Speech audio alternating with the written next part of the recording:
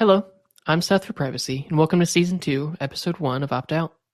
Opt Out's a show where I sit down with passionate people to learn why privacy matters to them, the tools and techniques they've found and leveraged, and where we encourage and inspire others towards personal privacy and data sovereignty. In Season 2, we're taking a look at some of the privacy-preserving tools, FOSS projects, and privacy-centric companies in the space to get a better understanding of what they do well, what their limitations are, and what we all could do to help drive their tools forward. Have you heard about email aliasing but not really sure where to start? This episode, we're going to sit down with Sun from SimpleLogin to chat about email aliasing. Welcome on to Opt Out, Sun. Hey, thanks for having me. Yeah, I'm really excited to kick off Season 2 with SimpleLogin since it was actually the first episode of Opt Out where I learned about SimpleLogin from Henry from TechLore, as it was one of the tools that he highly recommended, and I had never explored email aliasing at all or even SimpleLogin, but I have been absolutely hooked on the service ever since. So I'd love it if you don't mind just quickly introducing yourself and what SimpleLogin is for any listeners who aren't familiar with you. Yeah, so my name is Sun, so I'm living in France now. I created SimpleLogin 2 years ago in order to take control of my mailbox. So initially it was something I created for myself, but then I realized that it can be useful to other people as well. And that's when I build the product and start talking about it. Awesome. Yeah, it's definitely a powerful service, and I know a lot of email providers allow some simple email aliasing with like catch-all mailboxes and that kind of thing, but I feel like SimpleLogin just makes the process very smooth, especially the browser extensions and mobile apps that make it easy to generate those aliases kind of whenever you want, however you want, and use those broadly. But before we dive too deeply into SimpleLogin, I'd love to just hear a little bit from you about what it was that woke you up to the need for personal privacy. So about 10 years ago, I worked for an advertising company. So I know quite well how to track people, via cookies, via browser fingerprinting, etc. And so I kind of, I'm always conscious about what information I'm sharing online and how to protect my privacy. But I was really interested in protecting my privacy about 2 or 3 years ago when I tried to follow the inbox zero principle, meaning that I try to keep my inbox as clean as possible. And somehow I still see a lot of emails that are sent to my inbox without my permission, meaning that I don't remember giving them the permission to send me emails. And I also noticed that I receive more and more phone calls from unknown people, trying to convince me to buy something. um, um, and yeah, so I see that my privacy is not protected enough. And because I used to work in advertising, I know that our data is bought online quite often. Like companies can sell our data to other companies, and they can use the data to to enrich their data in order to learn more about us and to send us more and more personalized advertising message. Yeah, and you mentioned that you actually created SimpleLogin for yourself initially, and then decided to share it. What was it exactly that made you decide to share SimpleLogin as a service that other people could use after creating it for yourself? I always wanted to be an entrepreneur. So I worked on several products in the past. Most of them failed. Yeah. Um, but then when I work on SimpleLogin, I see that there's no such product on the market yet, at least in the way that I want it to be. And I thought to myself, why not, making the product a little bit easier to use, creating an interface for it, and create my own product. trying to build my company.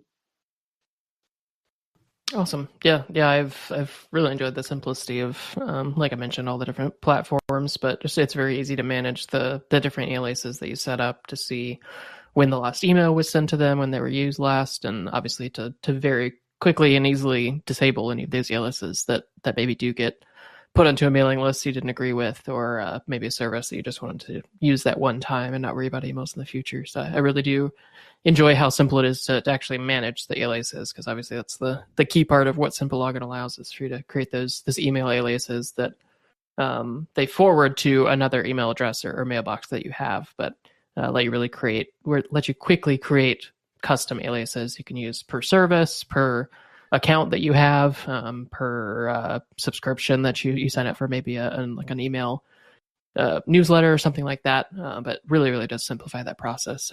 I've enjoyed using it. But what is it that you would hope that users get from using SimpleLogin? Yeah, I would say um, I would say the one thing that I want users to benefit from using SimpleLogin is to be less prone to phishing attempts. Because I see that recently, like myself, I receive more and more phishing emails. Um, and these emails, they are so personalized that it's very easy for someone, to click on the link or to give out their information. And using email alias can solve this problem. Because if, let's say, you create an email alias for your bank account, and someday you receive an email um, from an e-commerce website to your bank account, you can know immediately that this one is a fake email, it's a phishing attempt, and you can be more cautious when dealing with this kind of email. And because phishing is actually, I would say, the most dangerous threat that we have nowadays, and being able to detect phishing attempts is very important. Um, so until now, I see that email providers like Gmail or Outlook, they are quite good at detecting spams, but they are less and less efficient doing that, because spammers, they become more and more intelligent. They have more and more data about us, so they can customize the emails. They can prepare a content so carefully that it's very hard for a non-tech person to detect. Um, so I would say that's the most important thing about using SimpleLogin. And the second thing is to be able to hide our digital identity, um, uh, because advertisers, they use to track us via cookies, but cookies are now, I would say, blocked by most browsers, um, partly thanks to Apple, actually. And so using cookies is not as efficient as before. Um, so they turn to use browser fingerprinting. Um, but same thing applies here. It becomes more and more difficult. So naturally, they will use like um, other unique um, other unique features about ourselves, such as email, phone number, um, or maybe IP address. And with IP address, we can hide IP address using VPN, but there's no way to hide our email address. If we use the same email address everywhere, it will become our digital identity. And so it's very easy to track someone from website to website with their email address. And by using a different email address for every website, it becomes much harder um, to kind of link together our navigation on the internet. Yeah, it's one of definitely, I think, the underrated features of using an email aliasing service is like you definitely do get those advantages against phishing and against spam, being able to easily disable an alias. But the ability to at least gain some pseudonymity when using different online accounts, because you're able to create those unique aliases for each account that you have and each service that you use. You can make it a lot harder for them to correlate across those services that you're the same person, and make it a lot harder for people to easily tell kind of who you are just because you're using that same email address everywhere you go. And it's very much the normal practice to just have one email address and use that with literally every account you have online. But like you mentioned, it's a very easy way that people who can get access to that data, like data brokers or governments, any other company that's kind of correlating that data across services, it's easier for them to use that email address that you use for every service that you have online. It's easy to track that across those different services. That's a very important feature there, and that's probably one of my favorites, is just the ability to create an account and not have to worry that it's very, very easily linked back to me through the unique email address through SimpleLogin. So definitely one of my favorite features there. And I'd love to kind of shift and talk a little bit about some of the limitations that users should be aware of when using SimpleLogin.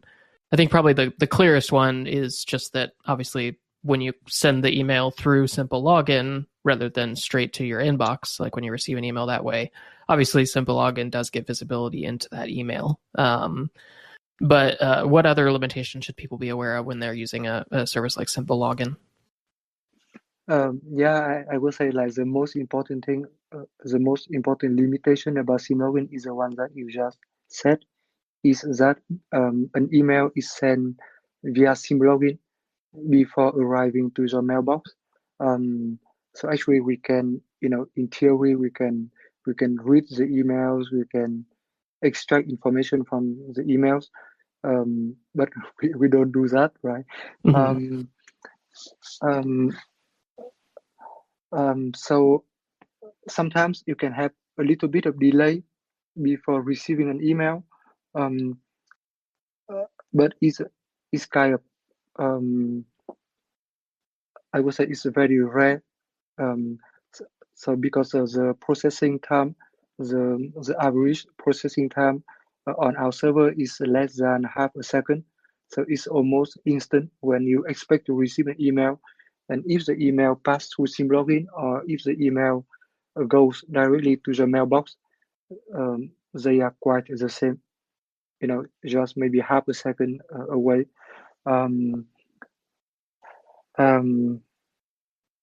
Another thing about SimpleLogin is to send an email from the alias.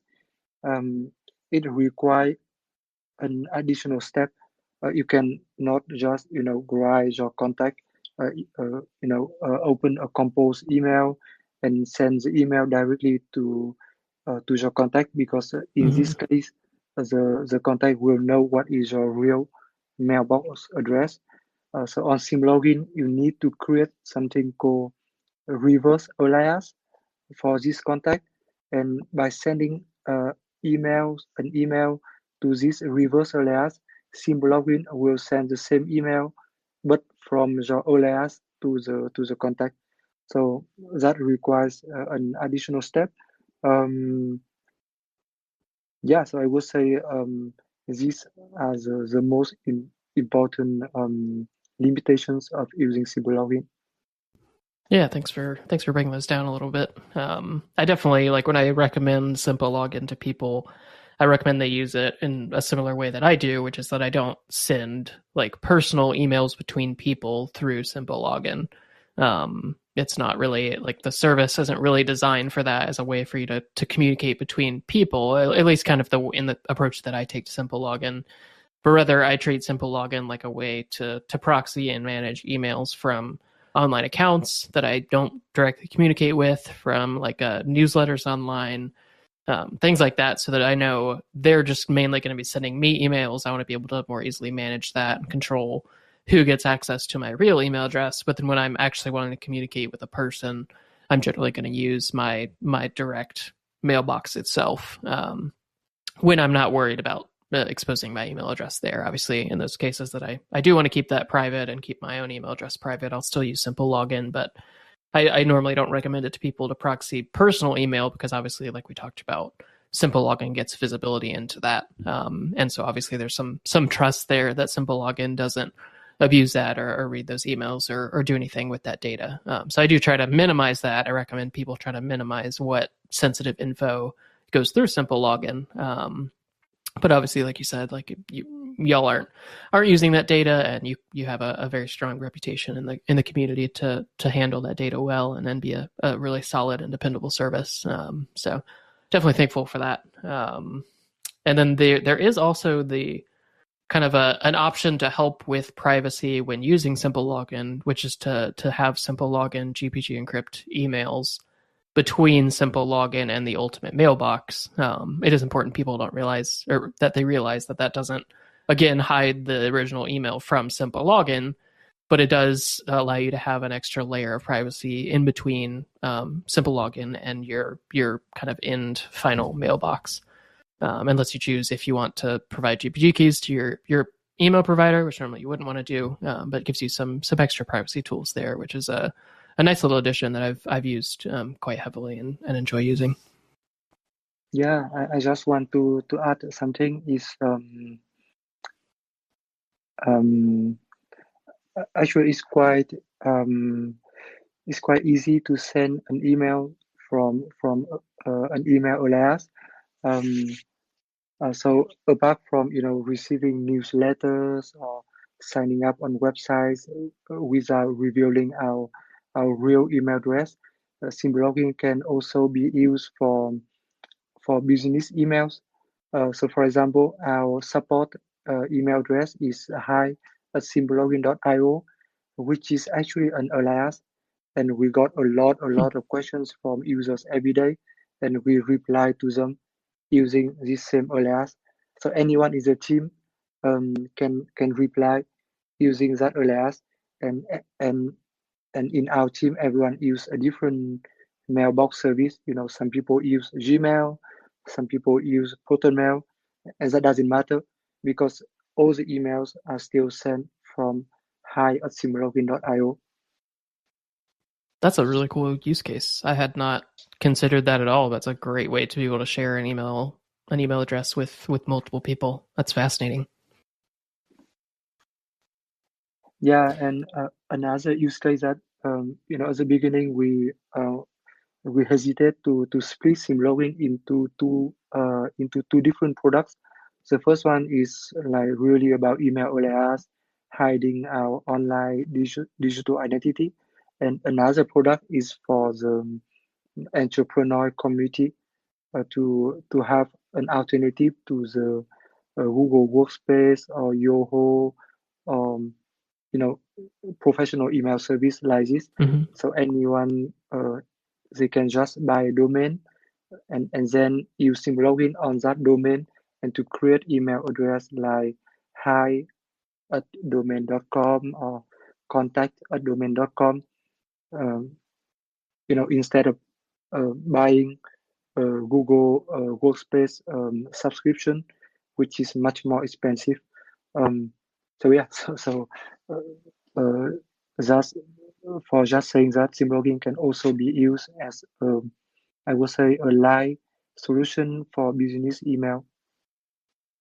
Yeah, it's definitely a unique one I hadn't considered. I'd only thought about it from the kind of personal perspective. I hadn't considered the business use case there. So it's pretty fascinating. Are there any other use cases that kind of jump out at you that people might want to use SimpleLogin for? Yeah, another use case that I use personally is to filter emails. If when I look at the the destinations of the email, I can know that what are the emails for.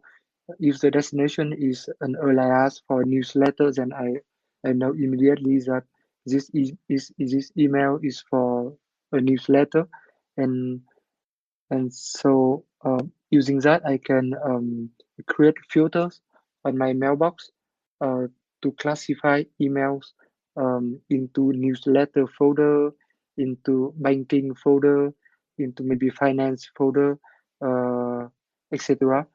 And I find that quite easy to do, and more efficient than than the default email classification engine provided by some email services. Nice. Yeah, it definitely does simplify things, so you can quickly see which alias it's going to and have more control over the actual the to address that people are sending into. It does make it a lot simpler to filter things out there.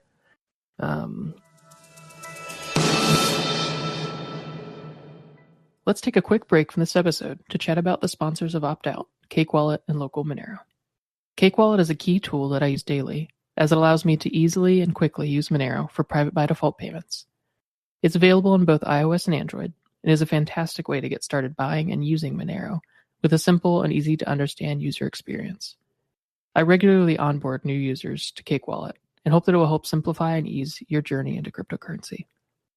If you're interested in purchasing Monero for the first time, or helping to bring others into a parallel economy, I'd recommend you look at using local Monero, like I do, to buy and sell Monero while maintaining your privacy and avoiding invasive exchange surveillance. Local Monero is entirely peer-to-peer and is an important part of opting out of the surveillance state and into a parallel economy. Thank you to both sponsors for their incredible support and partnership, and I hope you'll take a moment after the episode to learn more in the show notes or at optoutpod.com/sponsors. And then what settings or features within SimpleLogin would you recommend that people take a look at or become familiar with when they first start to use SimpleLogin? Yeah, so SimpleLogin is meant to be, the default setting in SimpleLogin is meant to be suitable for most people. So actually, there's nothing to do when you start using SimpleLogin. Just click on the small icon to create a new alias every time you are asked for a new email address, and that would be all.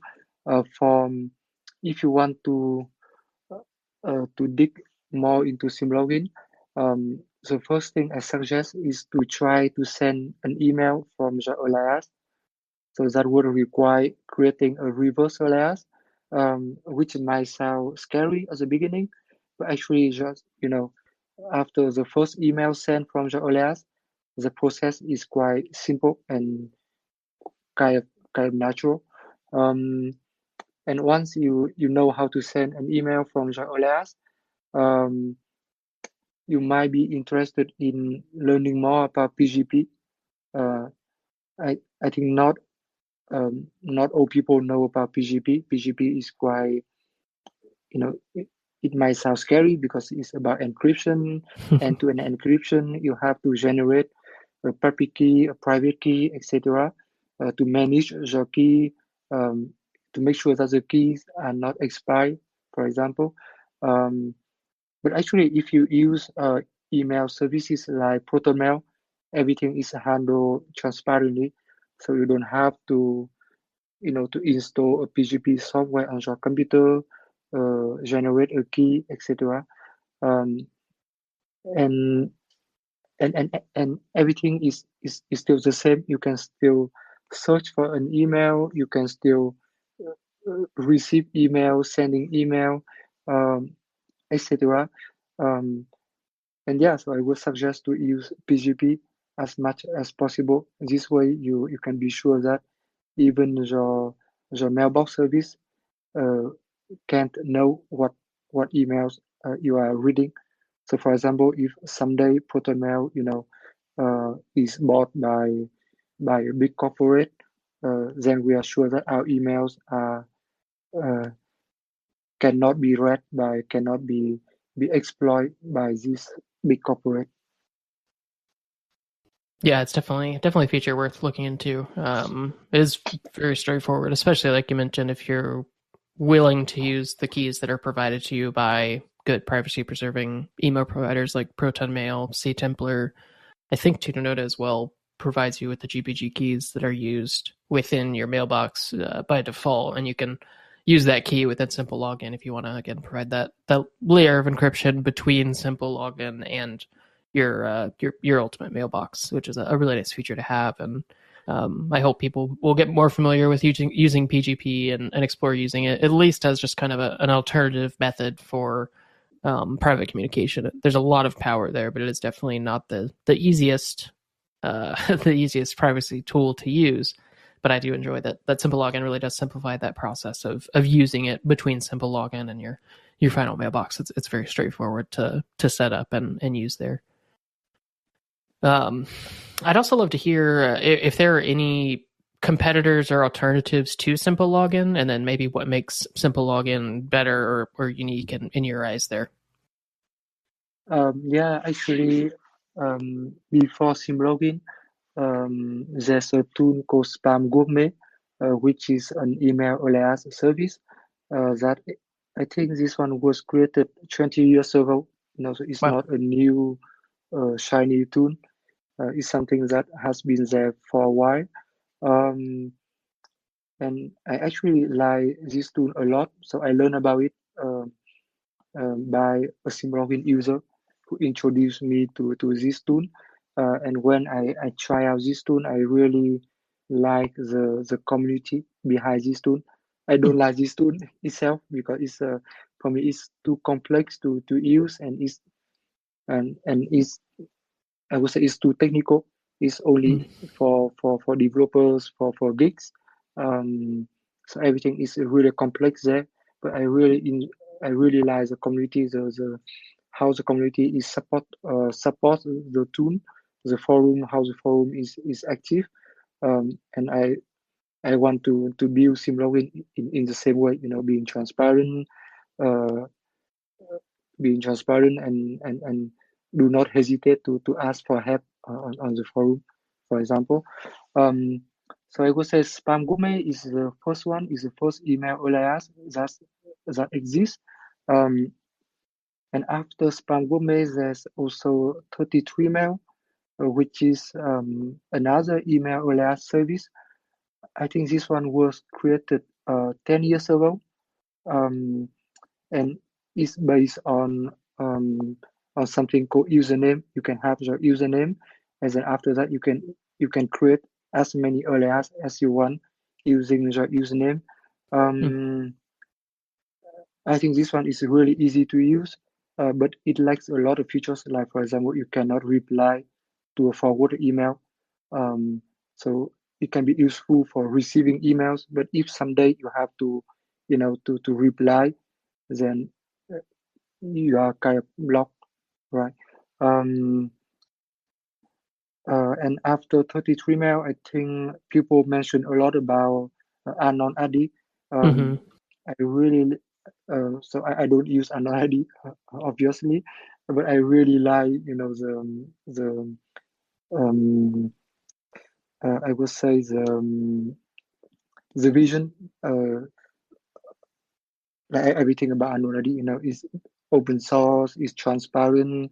The developer behind Anon ID is quite reactive as well. So for me, I have a lot of respect for Anon ID. Like, I don't agree on the pricing. I don't agree on how features are implemented in Anon ID, for example. But apart from the technical details, everything else is I really like about it. And recently, we also have a Firefox with Firefox Relay that provides email alias service. I think it's very limited.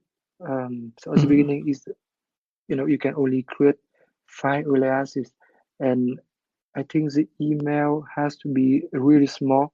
Like the email size has to be less than 100 kilobytes, something like that. So basically, you can't attach an image in your email. And there's one thing that I don't like about it is using AWS, so Amazon Web Service, for sending out emails. Yeah, so I don't recommend Firefox Relay at all. Yeah, and more importantly, I think 6 months or 3 months ago, Apple announced the Hide My Email features in iCloud, which is actually very similar to SimpleLogin. surprisingly very similar. So I see that they also use the reverse alias features. So they don't name this feature like that, but it's basically a reverse alias so that you can reply to forward email. Yeah, we don't have any patent on the reverse alias, so anyone can use this. So it's kind of you know like for me, it's a good news that big companies like Apple invested in these technologies because that means that these technologies can be used by the general public and not only by the privacy focused community or by developers. Yeah.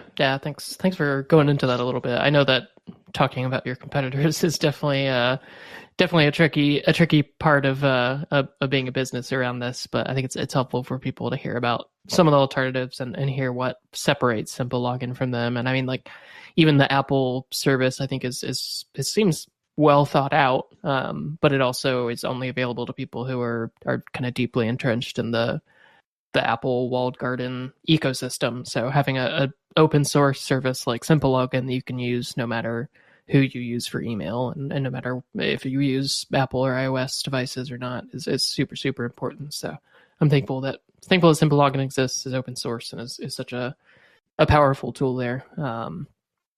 And then I did want to jump into just a few different listener questions. Shot a tweet out and got some good responses. So the first question, I think we touched on it a little bit, but just to get a little clarity, a listener wanted to know what logs, if any, are kept of users' activity within SimpleLogin. I would say very little. So our logs are deleted after 7 days. So all Awesome. the logs are deleted automatically deleted after 7 days. And in terms of logs, we only keep logs that allows us to investigate issues. So basically to debug problems if there are any. Um, so for example, we log what are the senders and what are the destination. Um, and yeah, that's like the automatic logs by Postfix, a program that we use for receiving emails, which is also open source. Yeah, so I would say we don't log much, and we never log email content or even email subject. Um, we only log like metadata about the email, so that we can investigate later if there are some abuse attempts or something like that. And in any way, all the logs are deleted after 7 days. Awesome. Thank you for taking such a good pro privacy and really data minimizing stance there. I wish that more companies and projects would try to minimize as much as possible the amount of data that they're collecting in the first place, and then obviously have a very short retention period on that. So thank you for your approach there. I think it says a lot about SimpleLogin and just shows that they are serious about the approach to privacy you're taking. So I love to hear responses like that from centralized services like SimpleLogin. And then the second listener question that I had was just, is there a way for listeners to actually self-host SimpleLogin or maybe a service like it? Yeah, so actually SimpleLogin is the first email alias service that you can self-host. It's based on Docker, so it should work, on any operating system, on Ubuntu, Debian, Fedora, etc. So we have a detailed guide on how to run SimpleLogin. It's a bit long because hosting email is, I would say, is more complex than that than just hosting a website. For example, you have to make sure that your server doesn't become an open relay, meaning that spammers cannot use your server for sending out spams. So there are more things to do on a mail server, but we write a complete guide on how to run SimpleLogin. And actually we are working on making everything as simple as possible. creating a script that you can just run the script and it will install everything needed for SimpleLogin, like Postfix, Docker, running the containers for SimpleLogin, etc. And that's one thing that we add in every SimpleLogin client. By client, I mean like UI client, like mobile application or browser extension.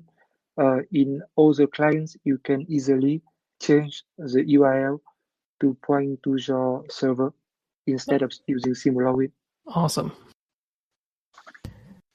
Yeah, I'm so glad that y'all kind of go the extra mile and don't just publish the source and let people view the source code, but obviously like you really want people to be able to self-host it. It's something I haven't looked into yet, but I do want to take a look at doing that myself. So I'll definitely have to dig into that guide and just kind of see the approach and see how feasible it'd be for me to self-host my own. But I think it's a very powerful option that you make that available to end users to self-host, especially for those who maybe have a more advanced threat model and are concerned with any emails being visible to SimpleLogin. They could self-host and work around that kind of centralized shifting of trust that would happen there. So definitely thankful for that, and I'll have to take a look at that for sure. And then another question for you is just, this is a little simpler since obviously there's a business around SimpleLogin that you run, but how is SimpleLogin itself funded or made sustainable? And then maybe you can talk a little bit about the pricing of using SimpleLogin. Yeah, so we don't have any investor. So SimpleLogin is revenue comes from subscriptions from users. So we have just one premium offer, which is a premium option, which costs about $30 per year or $4 per month. And we have a free option that you can create up to 15 aliases. Yeah, so I would say all the money in SimpleLogin comes from users. So we have to make sure that SimpleLogin, always stays ahead of the game and is as stable as possible. Yeah, I love how cheap the subscription is. I mean, $30 a year. I think once people realize the power of email aliasing for pseudonymity or anonymity, for security, like you said, for helping to prevent phishing attacks. So there are so many ways in which email aliasing can be really just one of the most used tools in your toolkit. I mean, I use SimpleLogin every single day. It's definitely a kind of a key piece of my toolkit for opting out of the issues that surround email. So $30 a year is definitely a small price to pay to get easy access to that, and especially for those who don't want to self-host or aren't technical enough to self-host. It's great to have a solution that's not just kind of price gouging and trying to drive prices up. I think it's super reasonable and well worth the cost to me. And for people who want a good privacy preserving payment method, you can actually get a SimpleLogin subscription via Monero from an online store that I can link in the show notes. But you can get a year subscription just paying directly in Monero, so you can preserve your privacy from SimpleLogin as well, obviously to really minimize the amount of info that they have about you as well. So it's great that there are options like that out there as well. And the last question I had for you, Sun, was just how can listeners who want to jump in and help support SimpleLogin, how can they step in and really do that and make sure that you're able to keep building out SimpleLogin, and what ways can they help to support your vision with that? Yeah, there's a lot of ways to have SimpleLogin. You can talk about SimpleLogin to your friends, to your family, so they know about the importance of protecting their email address, and how simple it is to create a different email address for every website. For more technical audience, if they can, help SimpleLogin to improve the code or to improve the documentation, etc. is very useful to us because there's a lot of things to do on on in the code to fix bugs, to write automatic tests, etc. So if you are a developer and if you know about Python or JavaScript, please feel free to jump into our GitHub repository and contribute um, anything that you can that you can. Um, yeah. So I would say, if you want to have SimpleLogin financially, you can also become, SimpleLogin premium user.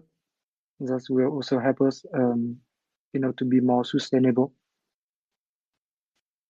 Awesome. Yeah, that's definitely one of the great pieces of being an open source tool and of choosing to make that source available to people to jump in is anybody who has a GitHub account can go ahead and jump in and see where they can help out themselves, or if they run into bugs, they can reach out and make sure that y'all are aware of them. There are lots of different ways that people can really jump in and help, and that's one of the beautiful things of open source is it's much more possible for people to step in and give direct technical help. So hopefully some of the more technical listeners will jump in and do what they can. And I definitely need to step in and do that. I haven't touched y'all's GitHub yet, but I need to get in there and see if there's anything I can help with. So I'll definitely be doing that shortly. Well, thank you so much for coming on, Sun. It was a great pleasure to get to learn a little bit more about SimpleLogin, both what is, how you run it, kind of your approach behind it, and hopefully give listeners a lot more information about what SimpleLogin is and maybe what it can do for them. So thank you so much for coming on and recording this episode with me. Yeah, thank you very much for having me. It's a pleasure to share my thoughts on email layers, on privacy, etc. Yeah, it was great having you on. Have a great day, Sun. Thanks. See you.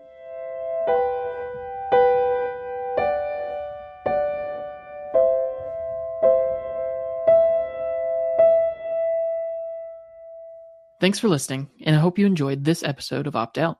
If you did, please take a moment and subscribe to the podcast, or if you're already subscribed, share it with one friend or family member this week.